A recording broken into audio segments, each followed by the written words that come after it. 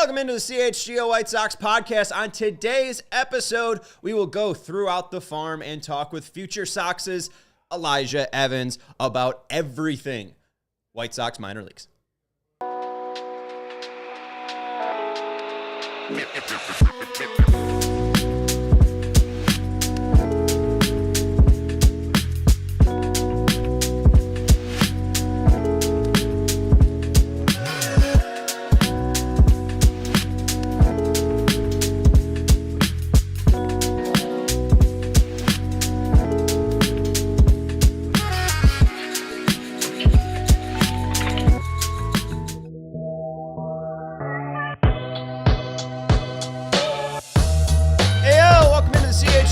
Sox podcast presented to you by Bet365. Whatever the moment, it is never ordinary with our friends over at Bet365. Use code CHGO365 when you sign up. Bet $5 and you get $150 of bonus bets instantly with our friends over at Bet365. On today's show, which is coming to you live from Studio B of our CHGO offices here in the West Loop of Chicago, we will be talking about all things White Sox minor leagues. We'll be talking Edgar Quero and Chase Meidroth as they are still getting their beaks wet at a major league level. We'll be going to triple, double A, single A, and even low A. We'll even go into Kannapolis with our friend Elijah Evans of Future Sox and Just Baseball. You can follow him at ElijahEv8. He is the baseball content and strategy for Just Baseball and the White Sox prospect. You work over at Future Sox. Hi, Elijah.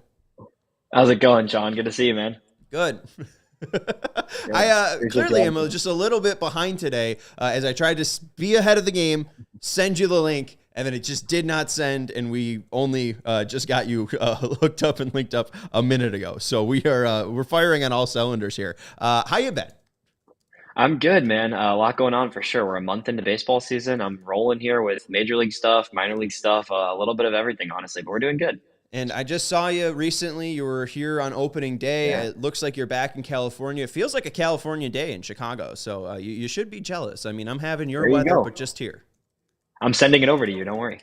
Perfect. All right. On today's show, we will start with Edgar Quero. He's had a fantastic start to his major league career. In his first 11 games, he's hitting .344. He's getting on base .462, or 46.2% of the time, and he's slugging .406. What have you made of Edgar Quero's debut? Because first of all, you have to credit yourself and Ian Eskridge because you got Edgar Quero called up to the major leagues. You guys interviewed him, and the next day, boom, he's called up. Did you think at that moment he would be this successful? Because again, I mean, a .344, .462 slash line is pretty good. Yeah, so the thing about Quero, and the thing that I've known about him for 2 years now since he came over to the organization, he gives quality at bats every single time he comes up to the plate. And that is something that the White Sox as a whole have just lacked over the past few years. You know that, I know that, everybody knows that.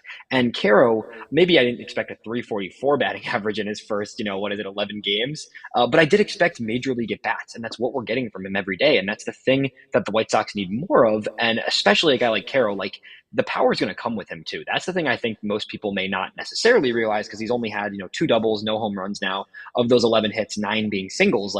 Last year, he had 33 extra base hits in the minor leagues, 16 home runs and 16 doubles between AA and AAA.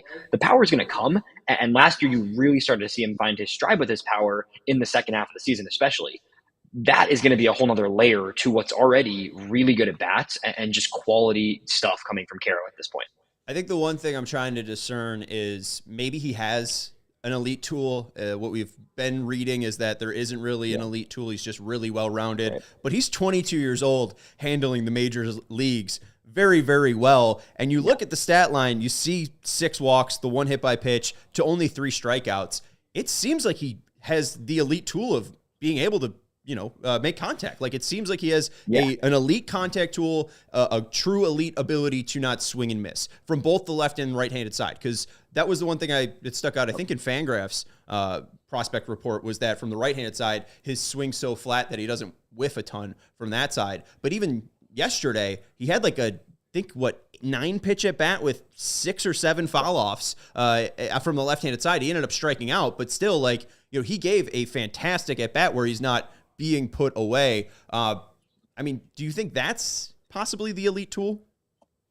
Yeah, I think that you can make a case that, it might not be a tool technically by MLB, ranking standards, but I think these days plate approach deserves to be considered a tool.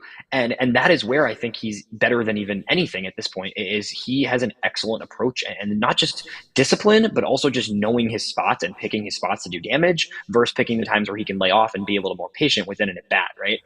He's just a great, well-rounded hitter. And I do think like, yeah, there might not be an elite trait, but a plus hit tool with average power and borderline elite plate discipline equals a pretty good major league hitter, man. And I do Right. think that, like, yeah, the power is not there yet, but I still think this is an average power profile, which if you have high end elite plate approach and then you mix in some decent power, yeah, it's not 30 homer upside power, but I think at the big league level, if he can be a 10 to 15 home run catcher with elite discipline and contact skills, that's a very good big league catcher. Not to mention the fact that he actually looks pretty good defensively, man. Like he looks like Right. he's holding his own. And I think there is something to be said for the fact that he also has worked with a lot of these guys before. He's worked with Jonathan Cannon and Sean Burke and other guys as they've come up through the system. And immediately, like, they look really comfortable throwing to him. Like that's something I know Sean I've talked to in the past, and Burke's a guy who's always loved throwing to Quero. Last year in Charlotte, when he really started to turn a corner, it was him working with Quero at that time. And same thing with Jonathan Cannon when they were coming up in Birmingham in 2023, when Cannon took that big step forward and then ends up, being a key piece last year in 24. He was working with Quero in 2023 and having a lot of success doing it. Yeah, the one thing I think Sox Machine ended up mentioning was as a team, Milwaukee leads Major League Baseball in steals, so he will get tested. I'm assuming he'll likely catch in 2 of these games coming up in the Brewers series. So this is Right. probably going to be his biggest test so far is Milwaukee, who tries to find every single edge, tries to take that every 90 feet. He's going to have a true test in the next upcoming three games for the Sox. 100%. But I think Walker McKinven has at least helped the entire organization a little bit. It does seem like the entire approach from all of the catchers is improved, and it's just not, oh, we brought in Martin Maldonado, who's going to teach them veteran ways and study on the plane and be able to write these brilliant game plans, right? Like it's McKinven who was able to set this up in Milwaukee, and it seems like he's been able to set this up for the White Sox as well. So I think you've seen, great defense from Teal in AAA, but also, I mean, as you mentioned, it seems like Quero has brought that up to the major leagues as well. So yeah, I mean, Quero and Teal look like a legit, backstop for the next 6 years. I don't know how realistic it will be to have those two on the team, come 2032 or whatever. But I mean, you could pretty much build the next 6 years out with Quero and Teal just switching pretty much every single day behind the plate. Yeah, man, I completely agree with you on that. I think that, I think Quero honestly is a step ahead of Teal defensively, and that's what I've said for a while, and the national perception is a little bit different. I think people view them kind of equally. I do think that Quero is probably the primary between those two, but if it's 4 versus 3 a week, or even, if it becomes 5-2, like, sure, that's fine. You've got DH innings for Teal. You've got potential first base innings for Teal. We'll talk about somebody else at that position soon, I'm sure. But then, you can find a way to get Teal in the games if he's not catching quite as often as Quero's catching. I think both those guys are going to be 5-day-a-week players, and that's not a problem when you've had a team that's struggled to find catching for so long. I'm okay with a little bit too many, options at catcher. I don't really think that's a thing, honestly. Yeah, and it's definitely not a thing. And also, too, like, I mean, they're looking for a ton of left-handed bats. Like, I mean, you're seeing Joshua Palacios get a ton of run on this team as a leadoff hitter. I mean, Teal just being a lefty will find his way into the lineup. Let's get into Antoine saying, am I crazy enough to say I've seen enough of Brooks Baldwin to try him as the future of White Sox shortstops? I've been really interested in Brooks. Obviously, he had that homer off of Mason Miller. He's played every single position besides catcher and pitcher and first base this year. What is the true upside of Brooks Baldwin? Because he seems to be holding his own at all these defensive positions. He's had some spots where I think he dropped the ball in foul territory in right field, but for the most part, he's been able to play a different position every single day and have like around an 80 OPS plus. I think Ben Zobrist is definitely way too high of a ceiling, but like White Leary, as Beefloaf was saying, is White Leary realistic? I think so, and I think hopefully a little better. Like I do think like Baldwin, I'm good with seeing him at shortstop for now because there's no option that's better. Do I think he's an everyday shortstop at the highest level for years to come? Not really, but I still see him as a guy who can be that super utility and play 5 days a week in different positions of the field and have a lot of success doing it. I think second base is probably more realistic, but then you've got Meidroth, who's kind of in the same bucket. One of the slight issues in the White Sox organization and throughout the farm is there's a lot of second basemen. There's a lot of guys who can play a little short, but are probably better fit for second base. And that's a tricky spot to be in because you don't want to fully stretch them off a position that they might not be great at. But Brooks is doing a good job at short. Like when he's been there, he's been fine. And I do think that he should deserve a good amount of innings there right now. And if it's in the future, I'm fine with him bouncing around between positions. And I think that a super utility guy is a pretty underrated aspect of a good team. Like, yes, this team's not there yet, but when the White Sox are a competitive team, having a guy that can play 6 positions and do it at a decent level is an important thing to have.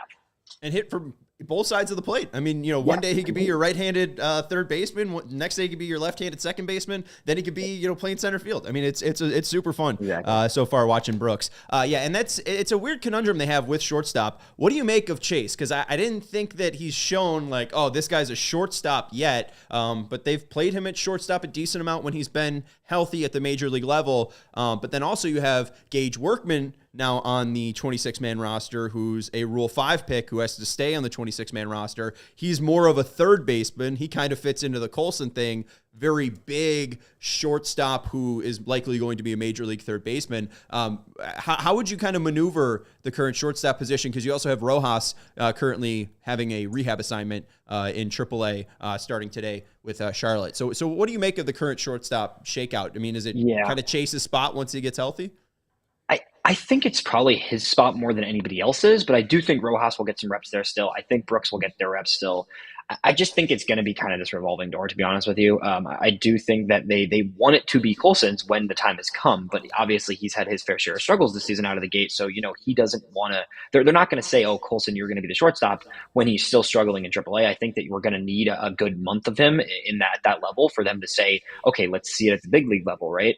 So I think it's kind of going to be just a platoon at this point between Baldwin, Meidroth, and a little bit of Rojas as well once everybody's healthy. I think it's Meidroth maybe more than anybody else, but I don't think that it's going to be, stable with anyone particularly. I'm happy with any combination of Meidroth and Baldwin just because whether or not either of them are long-term shortstops, they're both at least pieces of this team. So I'd rather them just get those reps there because if they are able to hold their own at shortstop, they can then hold their own, at second base, at third base, whatever that may be in the future.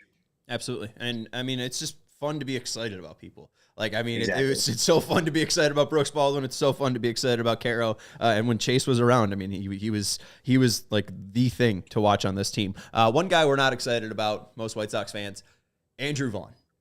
Do they use one of their options on Andrew Vaughn? None of his options have ever been used. He had a rehab stint in AAA, but he has actually never been sent down to the minor leagues. Have you seen enough from Andrew Vaughn where they need to Spencer Torkelson him and send him down to Charlotte?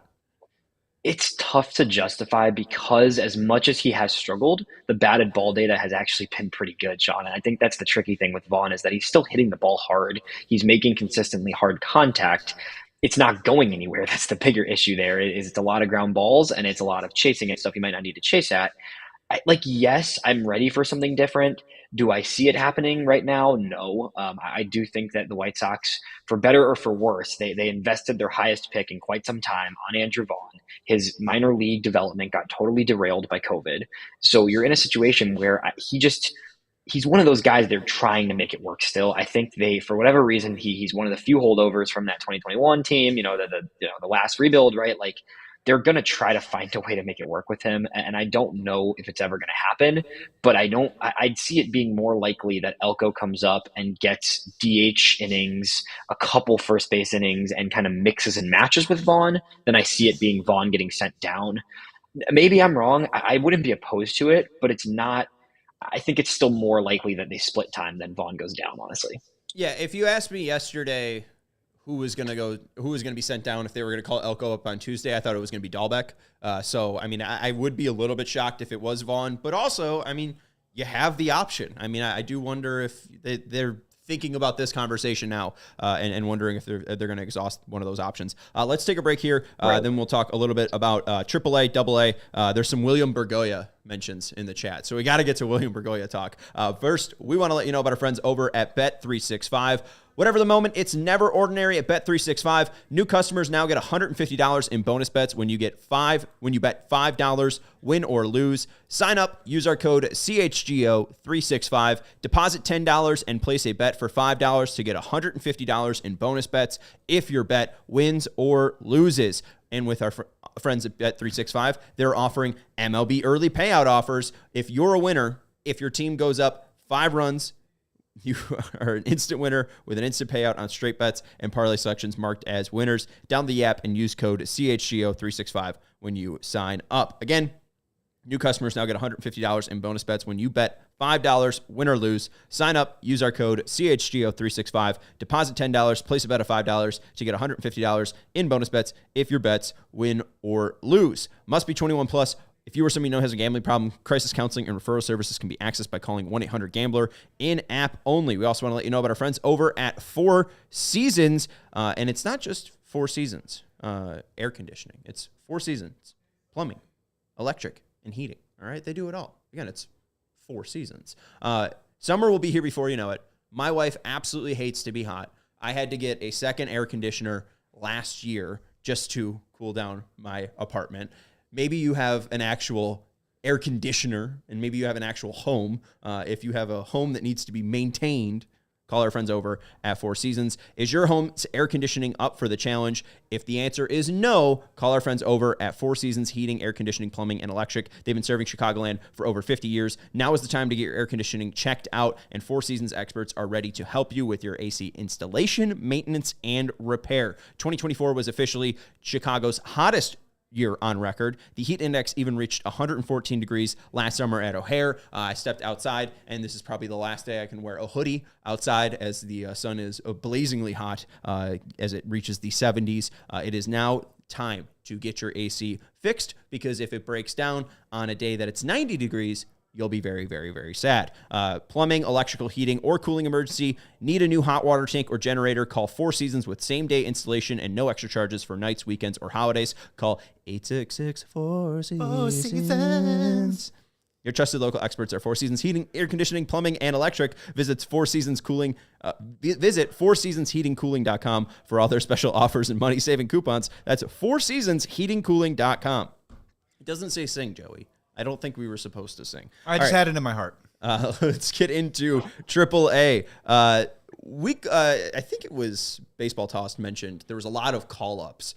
So let's get up to one of the ones that was affecting the Knights. Wikelman Gonzalez, a part of the Crochet trade, gets called up to Charlotte. You mentioned it's not really about Gonzalez's performance at Birmingham. It's more that the Knights are lacking arms. They're relying on Mike Clevenger being stretched out after they were looking for him to be a reliever. What do you make of the Knights' current rotation, and are you going to then really look into Wikelman's stats because he's pitching above his weight, or is this a kind of a better spot to be in because Birmingham, well, actually, no, Birmingham's a great pitcher's park.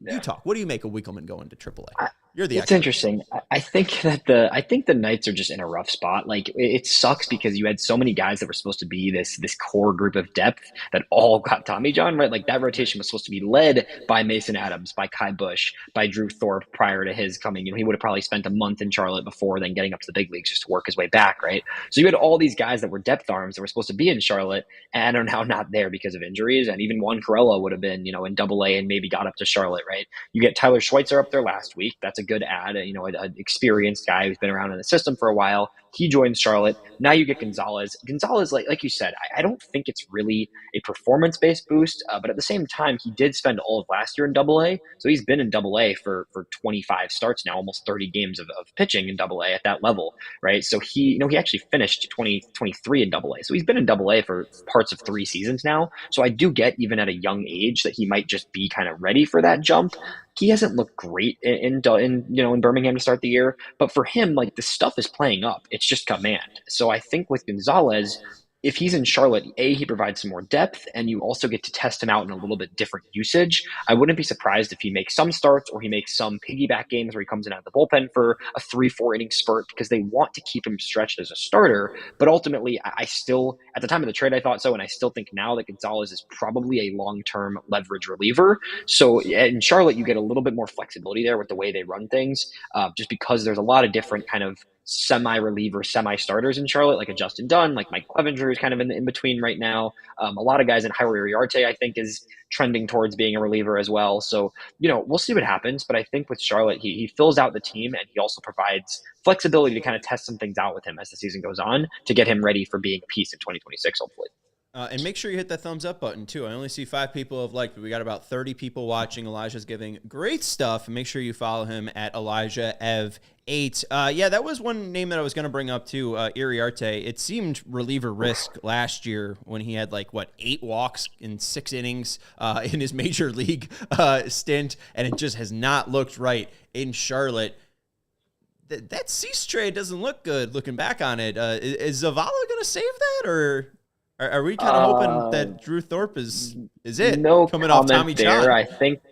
I think I'm not giving up on Drew Thorpe at all. I think a lot of people were quick to look at him last year in 6 games or whatever and say, oh, at best he's a 5, whatever. I get the velo's low. I still think Drew Thorpe can be an effective major league starter. I really do. And in that case, considering Cease was going to leave the White Sox at the end of 2025, I get the trade. I understand it.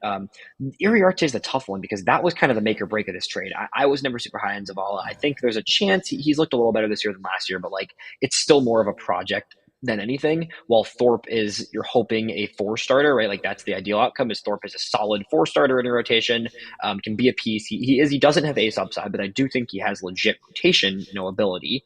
Iriarte was kind of the upside exciting guy where it's oh, let's see what Iriarte looks like. And it's, it's a lot of potential in 2022, in 2023 with the Padres, it was a great season overall. He had 128 strikeouts in 90 innings pitched that season. And then it was okay, this guy's a legit pitching prospect with a lot of upside. Yeah, the command drifts at times, but the stuff is there to be a starter. Last year, the stuff ticked down already. The strikeouts ticked back a little. The walks ticked up a little. This year, it's kind of that exact same trend, unfortunately. He has more walks than strikeouts this year in Charlotte. He really just looks overmatched, to be honest, and he doesn't look right. The stuff, with him, it's oh, he could be a reliever because the stuff is so good. The stuff hasn't been as good. So that's where I get concerned with him. It's not just the command backing up, because if the command backs up but the stuff is there, then it's okay, this is a high leverage reliever. Right now, the stuff is not anywhere near where it was 2 years ago. So what does that look like if you've got a guy who was reliever risk because of the command, who's also backing up in stuff? Then you're just looking at a guy who doesn't look like a big league pitcher right now. And that's not to say he can't get there, but there's definitely some adjustments needed for Iriarte across the board. And I think that may have to come sooner than later in a relief role if it doesn't trend better soon.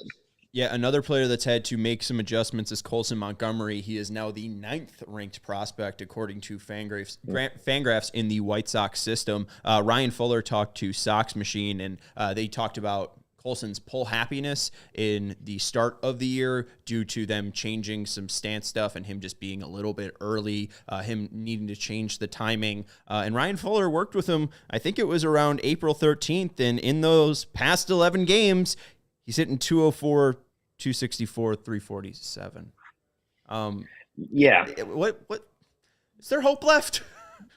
There is hope left. This is a guy you got to remember who's 23 years old. He just turned 23 a month ago, 2 months ago, right? It's not that Colson is give up on. I think a lot of people are ready to jump the gun and say this guy's a bust. It's not happening. And there's so much talent there. And I think he's just gotten away from who he is as a hitter the past year or two. I think that, last year I was very adamant about the fact that he shouldn't have started in Charlotte. I thought he should have started in Birmingham again last year. And then he was in Charlotte all season, and he fights through some nagging injuries, and he's got the back thing going on.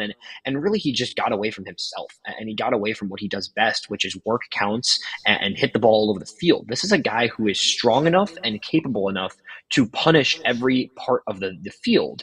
And it's been a lot of just pull happy, swinging too often, and trying to crush everything, really. When what he was doing best in 2023, 2023 between, Winston at the very beginning of the year and then Birmingham had as many walks as strikeouts. And he was hitting the ball all over the field. It was opposite field power. It was gap to gap doubles. And that's what we're not seeing enough of from him. And last year he still hit for a lot of power, but I think that the power it's parts of last year and especially into this year started to kind of replace the consistency of his at bats. And his at bats are best when he's being patient and taking the ball where it comes to him rather than trying to pull and crush everything. And that's what it looks like right now, that he's just over swinging, I think, and just trying to really punish the ball when he needs to be the guy who takes his pitches and then takes the ball where it's coming to him.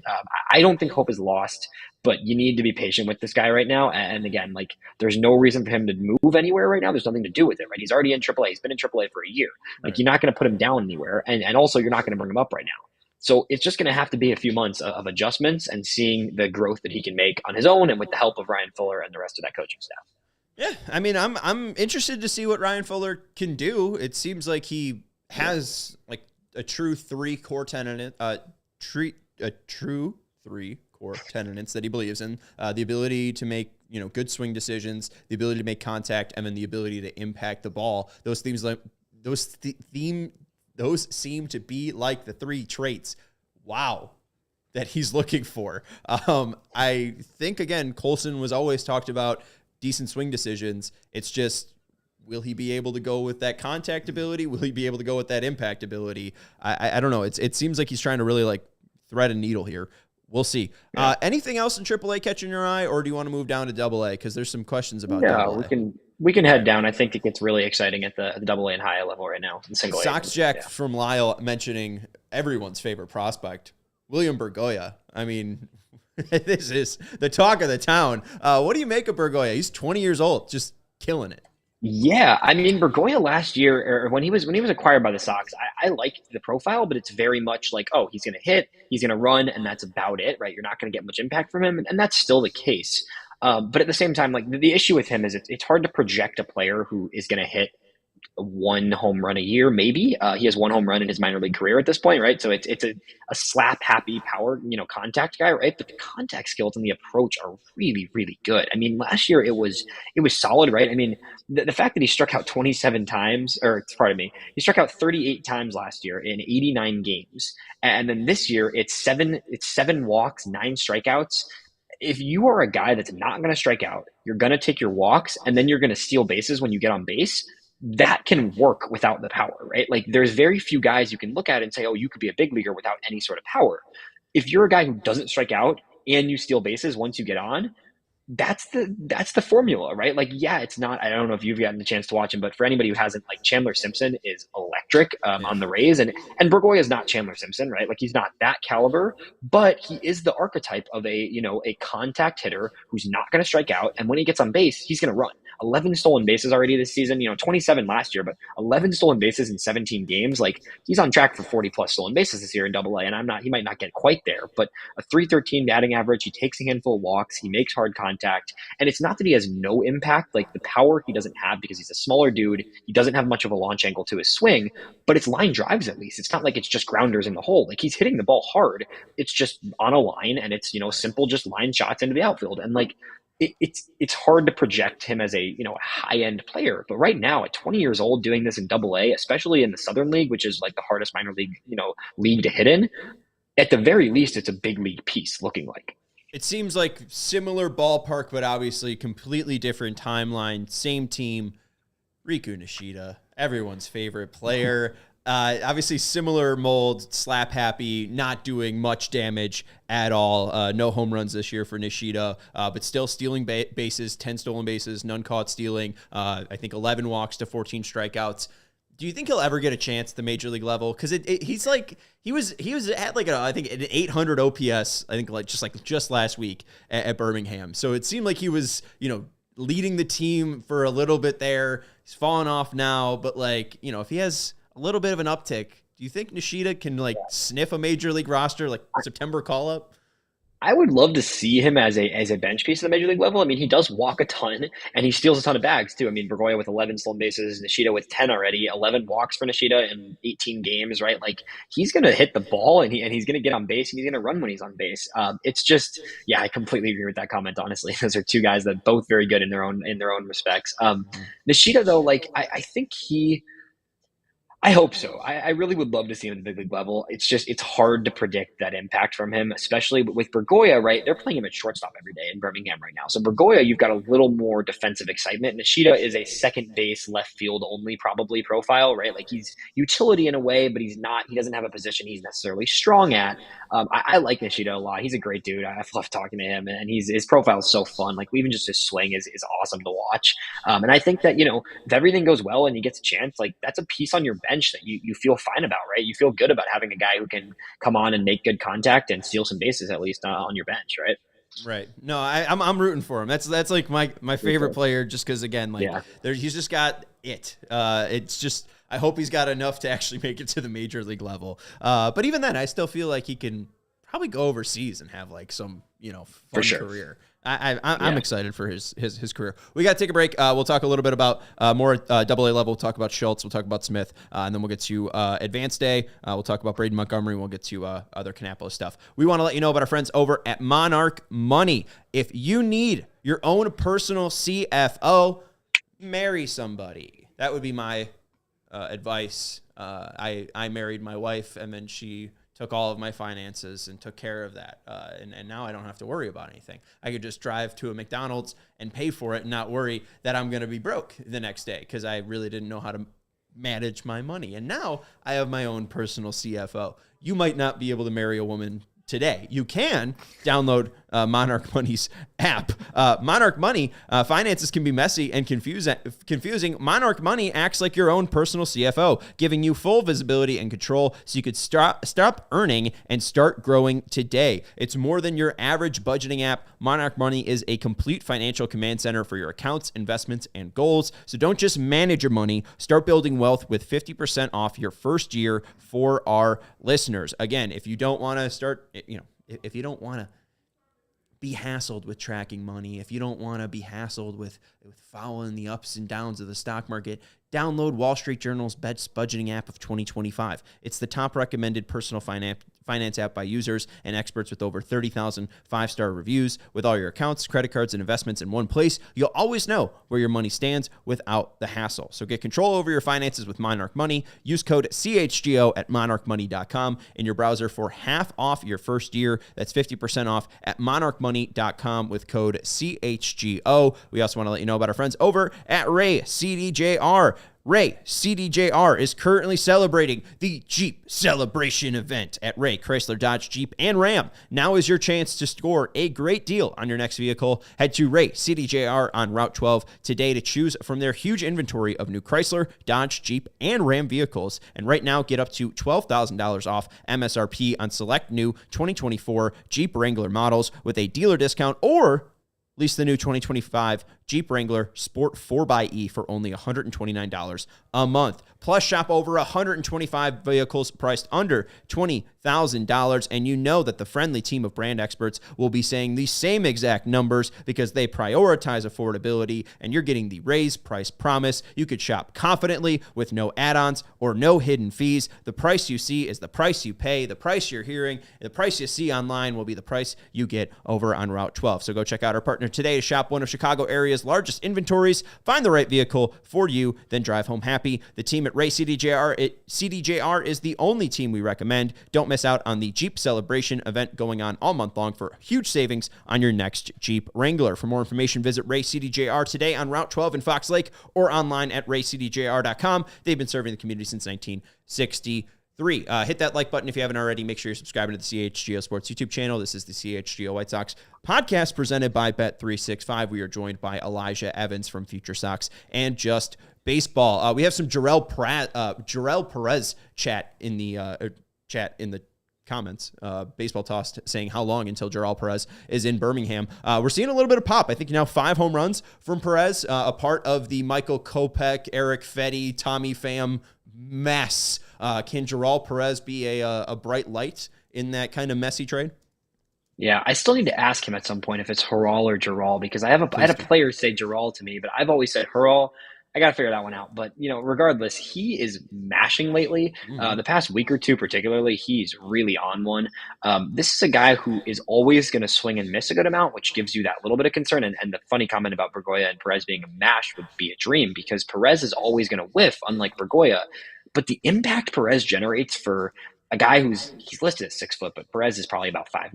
I've talked to him, and he's not a big dude. And the impact he generates and the launch he's able to get, especially to his pull side, is very impressive at 20 years old, and especially for a guy who is just his first taste of high A ball now, and he's doing what he's doing already in terms of slugging. Right, like the on base percentage is a little lower than you'd hope, but this is a guy who he does take his walks. Like he's going to strike out a good amount, but he's also going to take his walks. He had 52 walks last year across 100 games, a little over 100 games. He has 11 walks already this season, 5 doubles, 5 home runs. He's really good at tapping into his pull side, and that's something that he doesn't force it.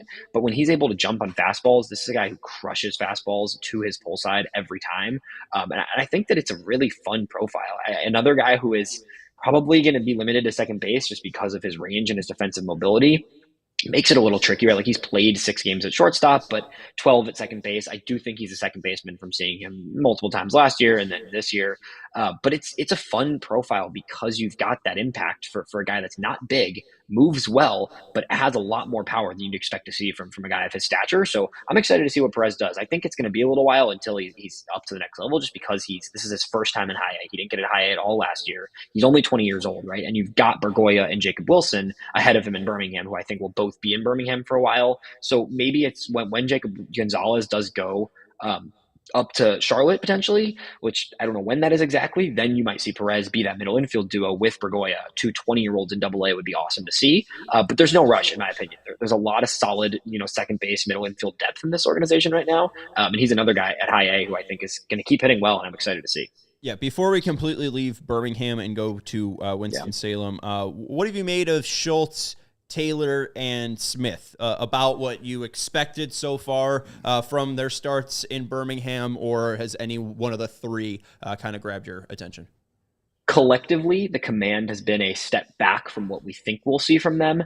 I also just don't put too much stock in first 4 starts of a minor league season. These guys are settling in. They're getting used to being there. They're getting in their groove, right? Like the stuff is there. None of them are looking, overmatched at all in any way. Like, I mean, Hagen Smith has 25 strikeouts in 13 2/3 innings. Like the stuff is there. The command is uncharacteristically off for all of them, honestly, but especially Smith and Schultz being, as good as they've been in past in their command. Like, I think that all of them are kind of still finding their groove right now, but the stuff is completely there. Grant Taylor is only going 3 innings per start, but other than one game, Grant Taylor has been excellent.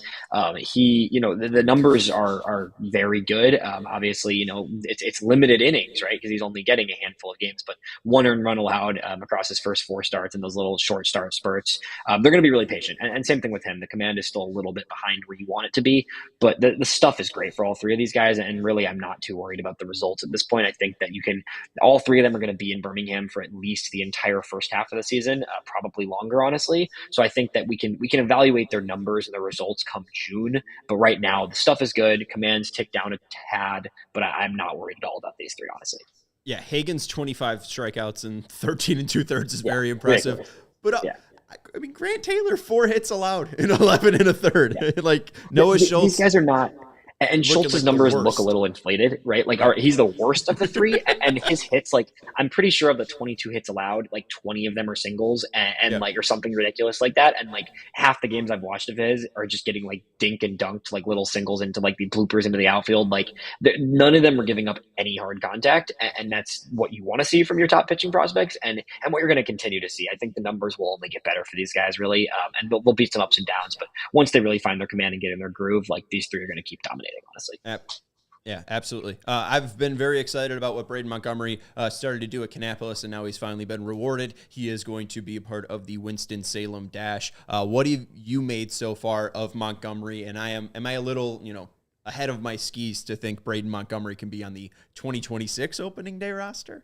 Ooh, that would be a little ahead of your skis, I think. The PPI picks, come on.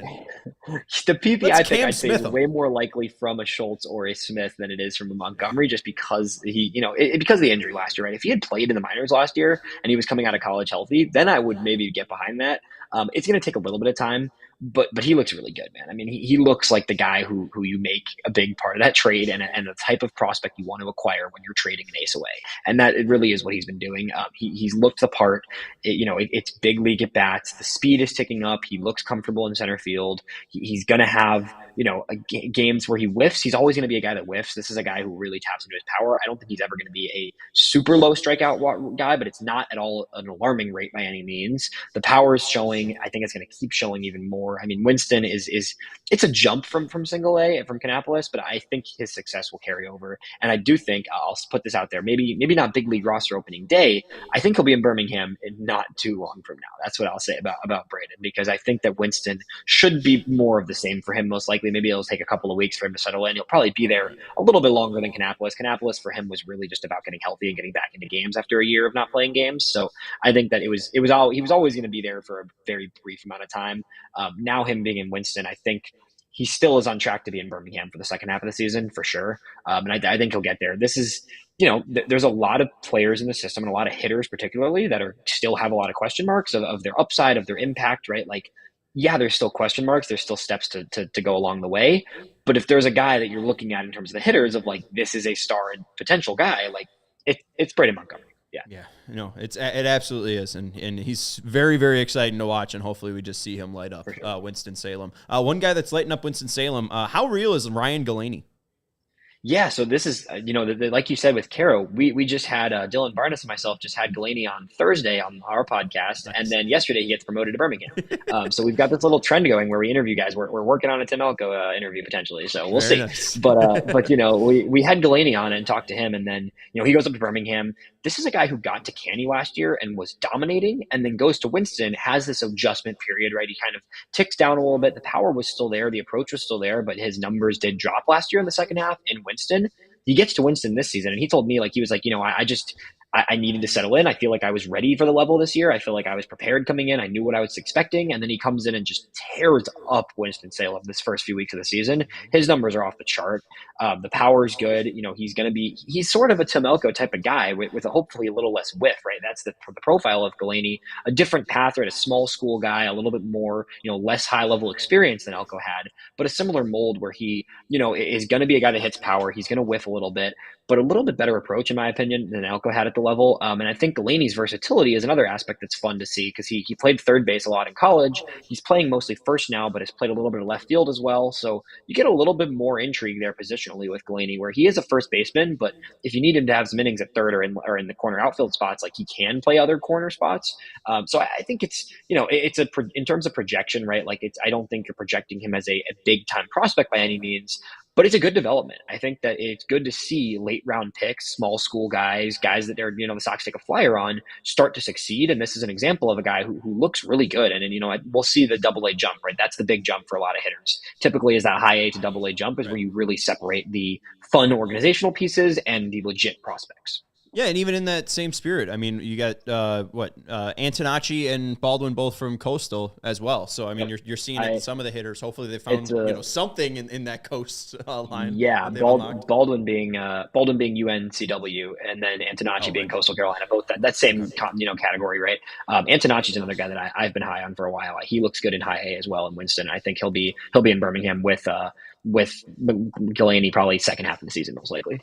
Nice. All right, and let's get into some canny guys. We have Sox Jack from Lyle asking, will George Wilco really pan out, or is it a pipe dream for him to make it to the show? It seems a little bit like pipe dream, but, hey, maybe he has a hot May coming up. I'm giving him time. I'm giving George plenty of time. You got to remember, this guy's just turned 19, right? Like we're going to talk about another high school guy, I'm sure, who's dominating at that level. And George, having been there for a year, is still younger than him. And then almost anybody on that roster, I think, in terms of the hitters, right? Like incredibly young. The power upside is awesome. It's been a slow start for George, but I think he's the type of guy where you could see him just take off in May, and then you're looking at his overall numbers and you're like, oh, pretty decent overall numbers for him, right? So let's give it some time. George is a guy with a ton of upside, a huge range of outcomes, but his approach actually has been better to start this year than it was last year too, which is a slight positive amidst a slow start. Yeah, that's only 23 strikeouts and 81 plate appearances. Like, that's a true improvement for him. It's better for sure, and it's more walks too. 8 walks in those plate appearances as well. But yeah, right. So now I need to check. All right. So George Wilco, born January 11th, 2006. Caleb Bonhomer, October 5th, 2005. Let's talk about Bonhomer, the second round pick in 2024. He's been lighting up Kannapolis, as you mentioned. I thought, like, hey, you take Hagen Smith. They had the possibility of Caglione as well. You see Connor Griffin hitting 114-mile-per-hour balls for the Pirates. I think he was taken 10th in that draft. They went with the second-round prep player in Caleb Bonhomer. So far, so good.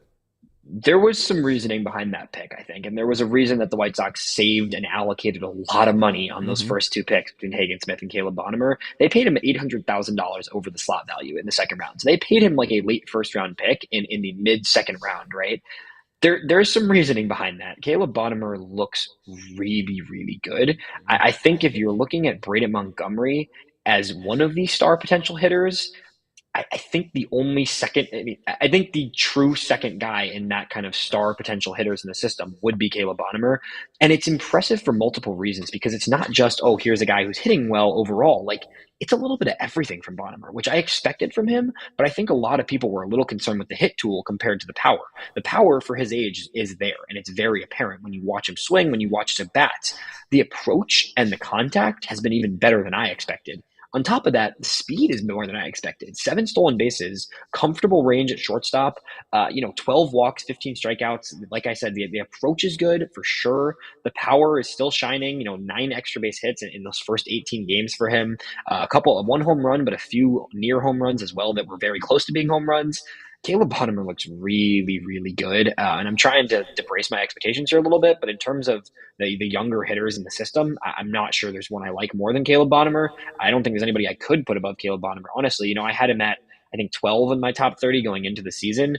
Even after seeing him in spring training and then seeing him now in Kannapolis, I think he's pretty clearly number 8 behind that top 6 and Grant Taylor being the 7th, that core 7 that are top 100 type guys. I don't see anybody else being the 8th guy in this system right now behind Bonhomer because of what he's doing right now. And I think that, I've had people ask me, oh, is he due for a promotion? Like no, let's relax a little bit. He's 19. This is his first professional season. He'll be in Kannapolis for a while. But he's mashing, man. And he looks good at short. That's one thing that I was very surprised by. And he's playing both short and third. He's mixing time at either, which I like, actually, because with Colson, it was always like, oh, he's a shortstop. He's our first round pick. He's a shortstop. And with Bonhomer, I think they know that he's a big dude. He's going to keep getting stronger, and his arm is good enough to play third. So let's give him some innings at both. He's playing both, and he looks good at both. And if he can stick at shortstop, great. But if his power continues to tick up and he slides to third, that's also perfectly fine, in my opinion.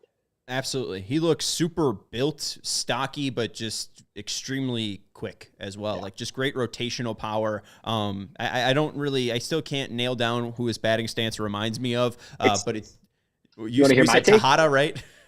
the Tejada, but I think the finish is very Mike Trout. And I know that's not putting that expectation on to be Mike Trout, but the finish is very simple, clean Mike Trout type of esque, like righty finish, where I really like it. I think there's a lot there, and I think we're going to see the power tick up even more, like I mentioned. I see the Trout thing. I can't say you're wrong in that. So, he's super excited, and I think, behind what Quero will be promoted, Chase will be promoted. So, behind Teal, and I'd probably put him above Colson at this point. There's a case to be made for sure. Yeah, I think there's, I don't even think Colson will be a shortstop at the major league level. I think they don't have the options to not have him play shortstop. Right. But at the end of the day, especially, come 2026, I think he'll probably be at third base. Yeah. I think Caleb's just got, he's flashing right now 5 tools. Will it be 5 tools at a major league level? Right. I don't know, but it's just intriguing that you got somebody flashing 5 tools. Showing a little bit of everything at 19 years old is a great sign for him moving forward. Yeah, absolutely thrilling. Anyone else that we haven't mentioned? Javier Mogollon has been pretty good. Mogollon's fun for sure. Mogollon's fun. He's, another really small, undersized guy, probably stuck to second base, but good approach, flashes a lot more power than I expected to see than you would expect to see when you see him. Looks like a good second baseman, also a guy that should be in Canny most of the year. The one guy I want to put on some people's radars for sure is a pitcher in Kannapolis, because there's a lot of good arms in Kannapolis, a lot of the college draft guys, but one guy who kind of, to myself even, was completely off the radar last year because he was dealing with an injury. He was in Arizona of the complex league all year, working through some things. Christian Opper was a fifth round pick in 2023. So this is a guy who was decently high pedigree. The White Sox wanted to draft him out of high school. He ended up going to junior college for a year. The White Sox draft him as a fifth rounder a year later in 2023. So he kind of was as a college draft pick, but was drafted at 18 almost, or had just turned 19, I think maybe at the time. So like he was very young upon draft. And then last year spends all year in the complex, working through some stuff, figuring some things out, adjusting his body. Opper, 24 strikeouts in his first 13 professional innings in affiliated ball, 13 and a third for Kannapolis with 4 walks, 24 strikeouts, only 8 hits allowed across those first 3 starts of the season.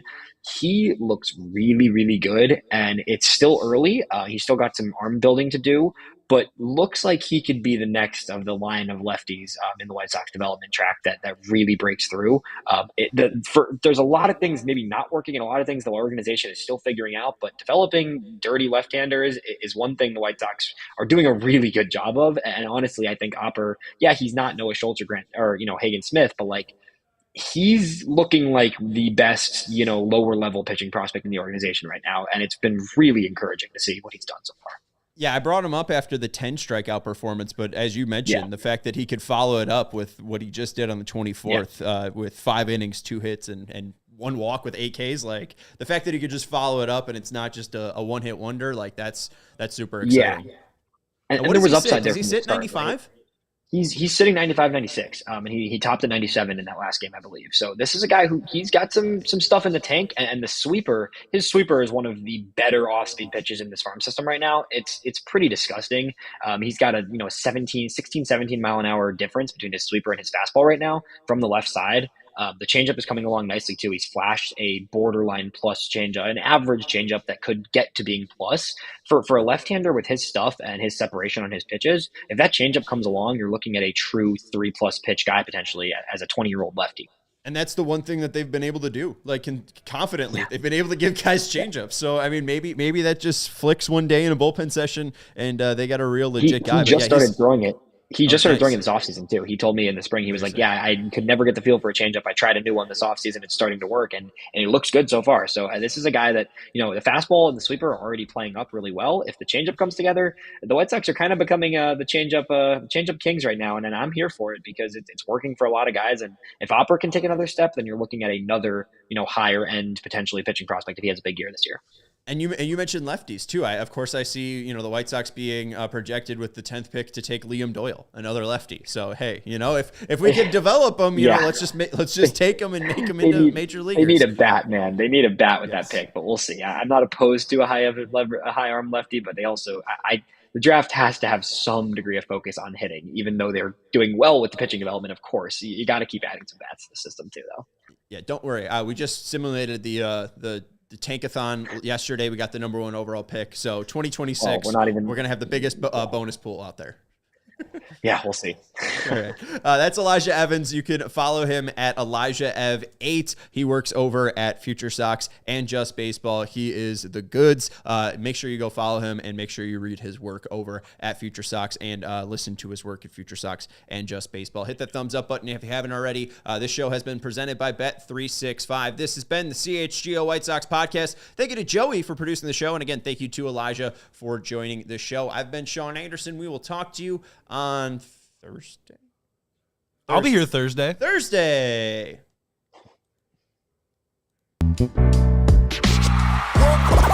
all silly like the mayor. You referred to yourself in the third person. I've been Sean Anderson.